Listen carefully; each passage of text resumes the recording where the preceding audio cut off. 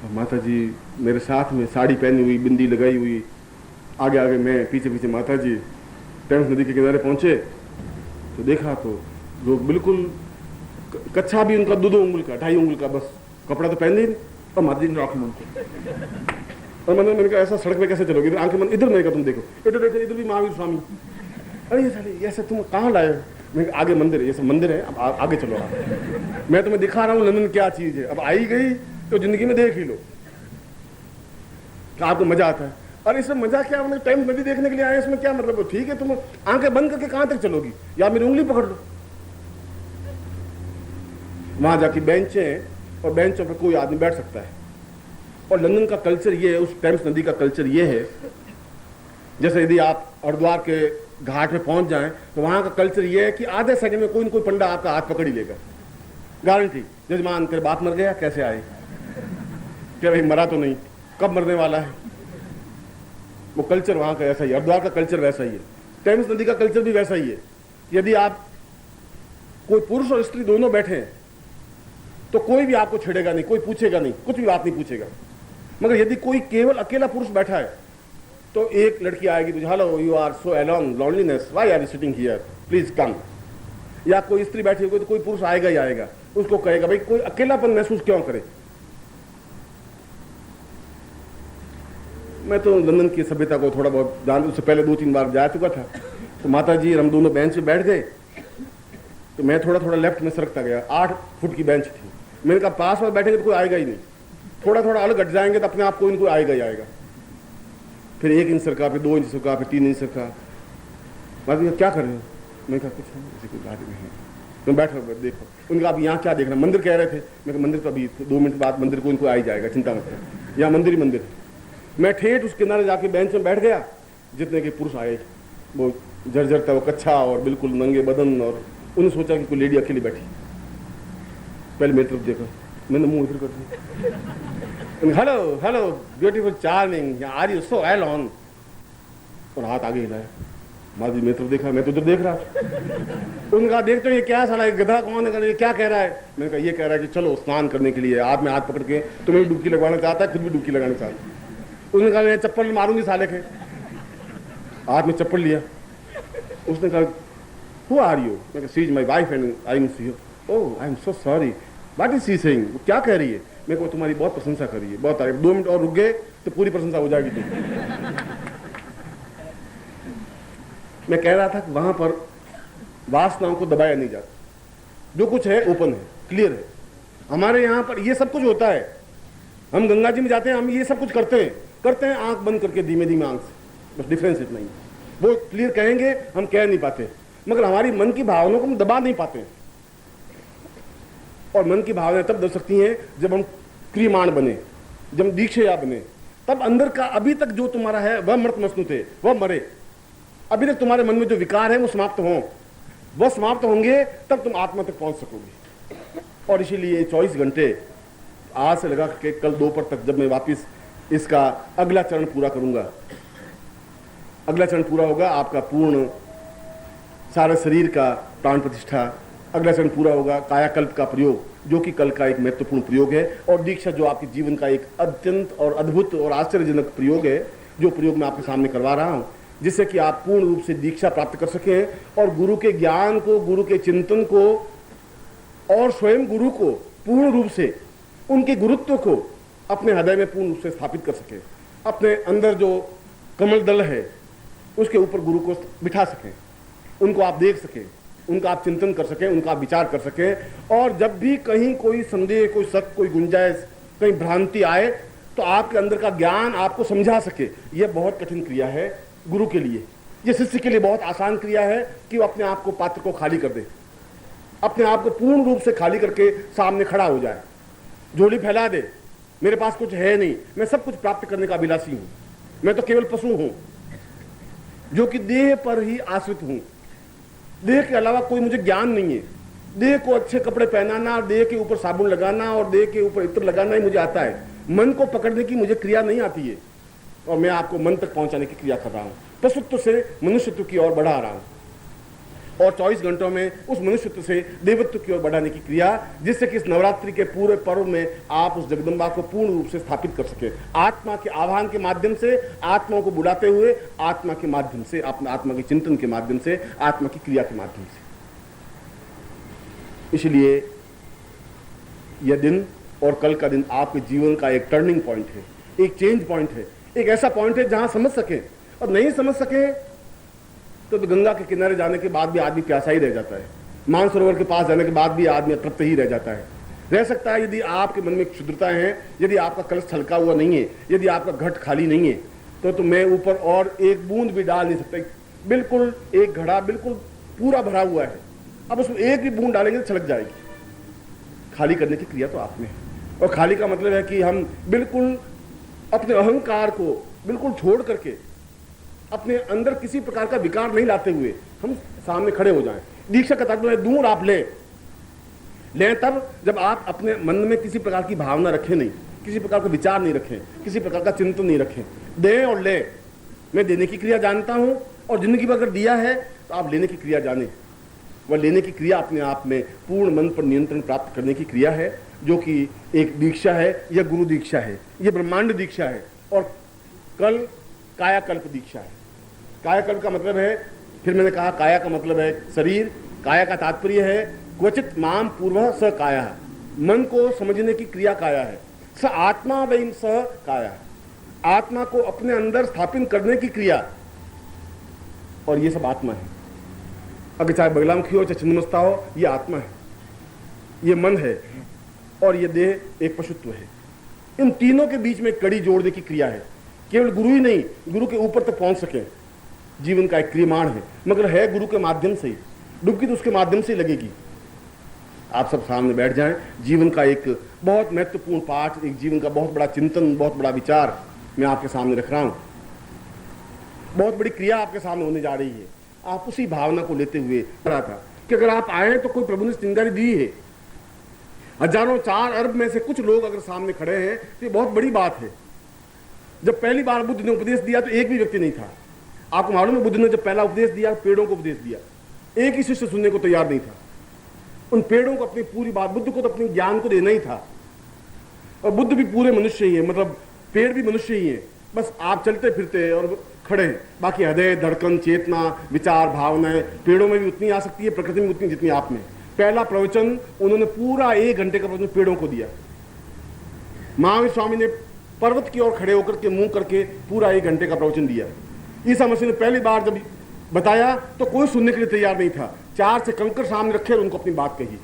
मेरा तो सौभाग्य, उन लोगों से ज्यादा सौभाग्य है कि मेरे सामने अगर थोड़े ही सही हैं जो ये प्राप्त करने के अभिलाषी हैं, आकांक्षी हैं। ये बहुत बड़ी बात है। अगर इतने दीपक, अगर इतनी रोशनी, इतने सूर्य अगर एक साथ उग जाएंगे तो बहुत बड़ी घटना हो जाएगी, एक युगांतरकारी घटना हो जाएगी। और मैं आपको केवल दीपक नहीं रखना चाहता, सूर्य बनाना चाहता हूं। ये क्रिया उसी बात की अपना है।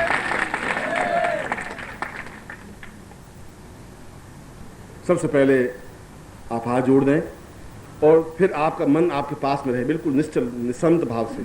कहीं आप विचलित नहीं हो, क्योंकि अद्भुत चीज प्राप्त करने के लिए बहुत ज्यादा अपने आप को संयमित रहना जरूरी है तुम्हारे लिए। श्रीमन्महागणाधिपते नमः, लक्ष्मी नारायणाभ्यां नमः, उमा महेश्वराभ्यां नमः, सचि पुरंदराभ्यां नमः, मातृ पितृ चरण कमलेभ्यो नमः, इष्ट देवताभ्यो नमः, कुल देवताभ्यो नमः, ग्राम देवताभ्यो नमः, स्थान देवताभ्यो नमः, वास्तु देवताभ्यो नमः, वाणी हिरण्यगर्भाभ्यां नमः, सचि पुरंदराभ्यां नमः, सर्वेभ्यो देवेभ्यो नमः, सर्वेभ्यो ब्राह्मणेभ्यो नमः, सर्वेभ्यो ऋषिभ्यो नमः। तत्रादु गणपतिं प्रार्थयेत। सुमुखस्य एकदन्तश्च कपिलो कुचकर्णकः, लंबोदरश्च विक्तो विघ्नासो विनायकः, धूम्रकेतुगणाध्यक्षो भालचन्द्रो उजाना। द्वादशैतान्नामानि यः पठेत् शृणुयाद्वे, विद्यारम्भे विवाहे च प्रवेशे निर्गमे तथा संग्रामे संकटे चैव विघ्नस्तस्य न जायते। शुक्लां वरदं देवं शशिवर्णं चतुर्भुजं प्रसन्नवदनं ध्यायेत् सर्वविघ्नोपशान्तये।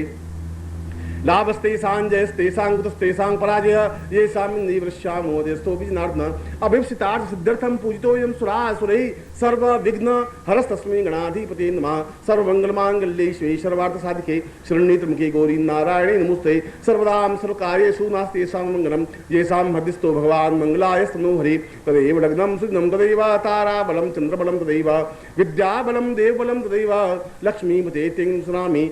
यत्र योगेश्वरः कृष्णो यथ पार्थो धनुधरा तत्रास विजयो भूत ध्रुवानीति मित्रमा सर्वेश्वामृत कार्येषु त्रयस्ते मुनीश्वराम देवादिसंतना सिद्धिं ब्रह्मेशान जनार्दन वक्रतुंड महाकाय सूर्यकोटि समप्रभा निर्विघ्नं कुरु मे देव सर्वकार्येषु सिद्धिदः श्रीमन्महागणाधिपतिं हृद्यसिद्धिशितं सायुध्यं पुरुषां गणपतिम् आवाहयामि स्थापयामि तत्रादूतां पुरुषां अथास्मानं स मात्र पितृ अपने माता पिता के चरणों को प्रणाम करें जिन्होंने आपको देह दिया स पुरुषां स चैतन्यं सा पूर्व अथास्मानं स तुभ्यं तेतारी स मात्र पितृचरणेभ्यो नमः तत्रादु सर्वदेवानां इष्ट देवताभ्यो नमः इष्ट देवतां स कुल देवताभ्यो नमः कुल देवताभ्यो ग्राम देवताभ्यो नमः ग्राम देवताभ्यो वासुदेवताभ्यो नमः तत्रादु गुरुं प्रार्थयेत गुरु ब्रह्मान् गुरु विष्णु गुरुदेवो महेश्वर गुरु साक्षात् परब्रह्म तस्मै श्री गुरु चरणकमलेभ्यो नमः ध्यान मूलं गुरु मूर्तिर्पूजा मूलं गुरुपदं मंत्र मूलं गुरु वाक्यं मोक्ष मूलं गुरु कृपा मूकं करोति वाचालं पंगु लंघयते गिरिं यत्कृपानं वन्दे परमानन्दमाधवं गुरुचरणेभ्यो समर्पयामि साधु शिखाबन्धनं चोटी गांठ लगो मानस्तोखित नये मानो आविखिमानो गोखुमानो अश्वेखुमानो वीरांद्रहामिनो वादीरे महे तत्रादो स्वास्थ्य तिलकम कृत्वा कुमकुम लेकर के ललाट पर तिलक करिए नमो शुनंताय सहस्रमूर्तये सहस्रपादाक्षरोद्भावे सहस्रनाम्ने पुरुषाय शाश्वते सहस्रकोटि उदाहरणे नमस्ते गन्धां पान्तो ब्रह्माणं सा पुरुषां तस्मानं स चेतन तुभ्यं संप्रदये हस्तप्रक्षांति अस्त्र जलादाय हाथ धोकर के दाहिने हाथ में जल लीजिए राइट हैंड में जल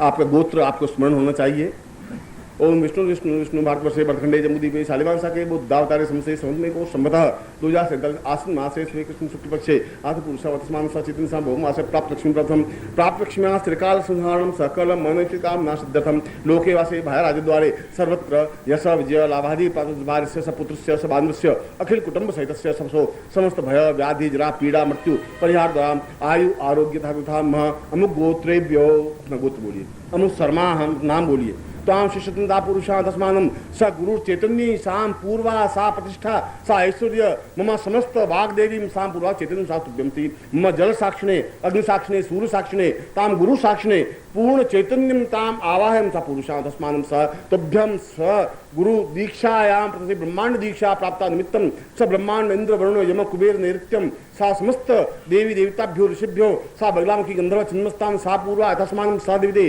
जगदम्बां सा ऐंग्लीं सा महाकाली महालक्ष्मी महासरस्वती सा ब्रह्मा विष्णु रुद्रा ऋषय समस्त देवता विशिष्ट विश्वामित्र गर्ग अत्रि कणाद ऋषय सा चैतन्यो सा परमसी सा साक्षी भूतेन सा निखिल स्वानंदांति नांद सीमादि सा गुरु साक्षी भूतम सा चैतन्य सा तुभ्यम संपर्ददे छोड़ दीजिए सूर्य को प्रणाम कर दिए ओम सुदेवाहितं पुरुषाचक्रमुचरतः पशेम सरदः संजीवेम गुणयाम सदः सतम पुंसज्ञ पुरुषं समानं सा तुभ्यं सा पूर्वा तस्मानं सा चैतन्य सां पूर्वा अथास्वान् तुभ्यं संवर्धये सूर्यसाकृष्णेन रजसात्मानो निवेशयन् मृतमनिञ्च हिरण्येन सवितार्थेनादेवो याति भुवनाभिन्ना सूर्य तेजस्वितां प्राप्ता निमित्तं बल बुद्धि साहस तेजस्ताम् आकाक्षेण सां पुरुषां आकाशं क्षम ब्रह्मा सा पुरुषं ते तथा द्वस दिक्पाल सूर्य पूर्व पृथ्वीता पुरुषां अथास्मानं पश्चिमे सां उत्तरो यमसे दक्षिणे सां वायव्य अग्नि ईशान्य पूर्वं 10 दिक्पालभ्यो आवाहयामि स्थापयामि एवं पूर्वा अथास्मानं सा चिन्ते सा एवाह सा बल बुद्धिं सा बलः सा बलिं सा मनः बसी मन संकल्प सत्वता पुरुषां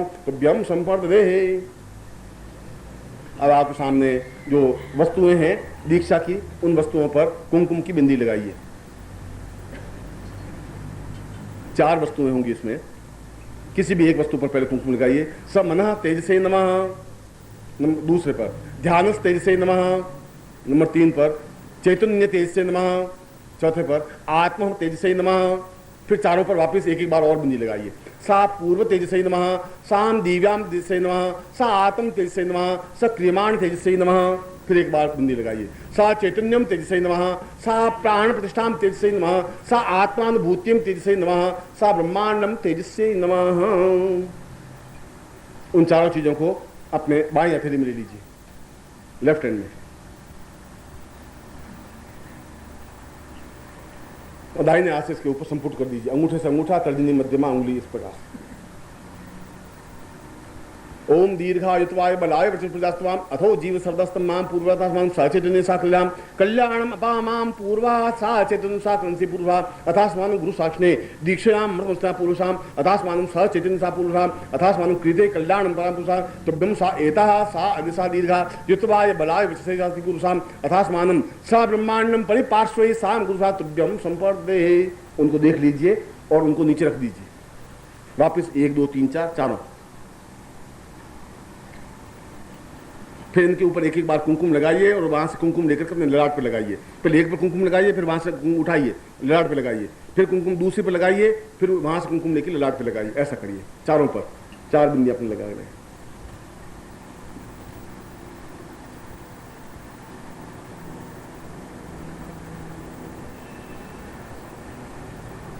अब जिनके पास नारियल है वो दोनों हाथों में नारियल ले लीजिए, और जिनके पास नारियल नहीं है वो ऐसा भावना करें उनके पास नारियल है।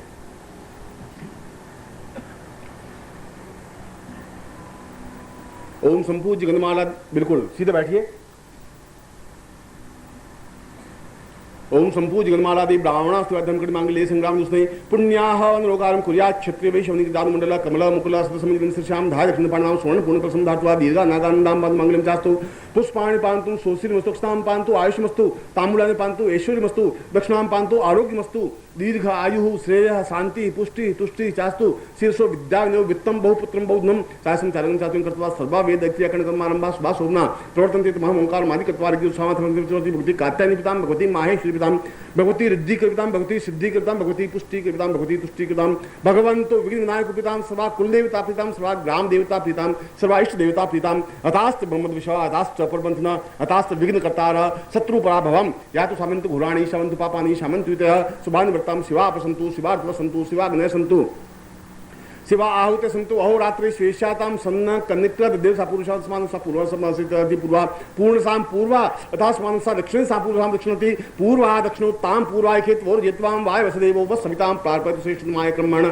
आपियाम इंद्राय भागम ब्रह्मात्मा वस्ते निष्ठमान दशकु शुद्रुवा अस्मिन् गोपतुष्या तपवीर यजमानस्य पशून् पाहि स चैतन्यं परिपूर्णां सा दीर्घा यत्वा सा पुरुषात्मानं कृते कल्याणं सा पूर्वा अथास्मानं वर्णे सा शिव गौरी विवाहया या श्री रामेन्द्र पादे धनदस्य गृहे श्री रस्माकं सातु श्री अस्तु श्री अस्तु श्री अस्तु श्री श्री जाता श्री आनरियाय श्री मयोजितभ्यो जातु श्री वसाना अमृतत्वं सत्या समितां जो मनसा काममा कुतिं वाचा सत्यं श्री पुष्णाम रूप निश्चय श्रीस्तां सा पुरुषां सा चैतन्यं परिवृति पूर्वातस्मानं अमुक गोत्रेभ्यो। अपना गोत्र बोलिए। अमुक सर्वाहां नाम बोलिए। ताम पुरुषां भगवती साम सुक्षिषा पुरुषां अथास मनसा तेजसे ब्रह्मांड दीक्षायां पुरुषा अथास्मानं सा चैतन्यं परिपूर्णता तुभ्यं से पूर्वा अथास्मानं कृते कल्याणं तुभ्यं से माम दीर्घा तपसि माम दीर्घा अथास्मानं तुभ्यं संपर्ददे। और इसको सिर पे लगा करके नीचे रख दीजिए। नारियल शिव का प्रतीक है, आपका मस्तक है, इसीलिए गुजराती में इसको नारियल नहीं कहते, इसको खोपड़ा कहते हैं, खोपड़ा, और सिर को भी खोपड़ा कहते हैं। मैं अपने इस खोपड़ी को जिसमें बुद्धि जिसमें मल विकार भरा हुआ है नीचे रख रहा हूं। ये भावना है, ये प्रतीक है।